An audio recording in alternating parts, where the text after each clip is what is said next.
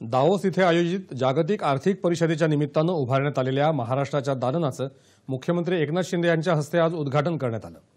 महाराष्ट्राला सर्वोच्च गुंतवणुकीचं राज्य बनवून ते स्थान कायम ठेवण्याला राज्य सरकारचं सर्वोच्च प्राधान्य असल्याचं मुख्यमंत्री यावेळी म्हणाले।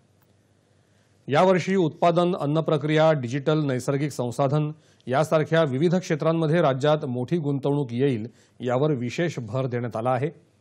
राज्यात होणाऱ्या या गुंतवणुकीमुळे रोजगाराच्या नव्या संधी उपलब्ध होतील, त्यातून शेतकरी, महिला, युवा आणि सर्वच घटकांना लाभ होईल यावर विशेष लक्ष केंद्रित केल्याचं मुख्यमंत्री म्हणाले।